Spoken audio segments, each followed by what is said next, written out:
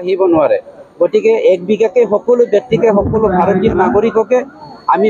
BGR হলেও আমি মাটিৰ পাট্টা প্ৰদান দিয়াৰ কাৰণে প্ৰস্তুতি চলাই আছো আৰু বৰ্তমান হৈ আছে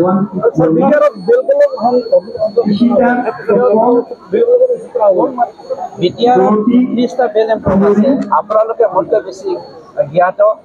বেল এণ্ড ব্লক জন্ম হোৱাৰ পাছত কোনোবাই যদি নন প্ৰটেক্টেড কমিউনিটি ইয়াত সোমাইছে তেওঁলোকৰ মাটিৰ অধিকাৰ নাপায় সেইটো মই কোৱাৰ কথা নহয় আইনে ঠিক তেনেকৈ 2020 চনৰ পাছত বিটিএডি একৰ্ডৰ পাছত কোনোবা ব্যক্তিয়ে যদি বিটিএডিত আহিছে তেওঁৰো মাটিৰ অধিকাৰ নাই যাৰ ফলত হাগ্ৰামাই মোক 2008 চনত আহিছে বুলি মিছা মানে বদনাম যাচি পেলাই মোক ইভিকশ্যন কৰিব লাগে খেদিব লাগে বুলি তেওঁলোকে মানে কথা কৈ আছে তেওঁৰতো আৰু কোনো হেৰিয়ে নাই ভিজনো নাই মিছনো নাই গতিকে সেইবোৰ কথা এটা কথা স্পষ্ট আমি আইনৰ ওপৰত নিৰ্ভৰ কৰি সকলো ভাৰতীয় নাগৰিকক মাটিৰ অধিকাৰ দিয়া হৈছে আৰু দি আছো আৰু ভৱিষ্যতে দিব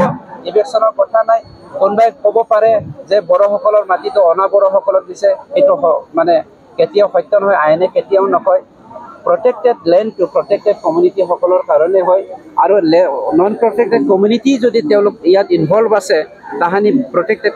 লেণ্ড হিচাপে প্ৰতিষ্ঠা হোৱাৰ পাছত বা ডিক্লেৰেশ্যন হোৱাৰ আগৰ পৰাই তেতিয়া তেওঁলোকৰ মাটিৰ সমস্যা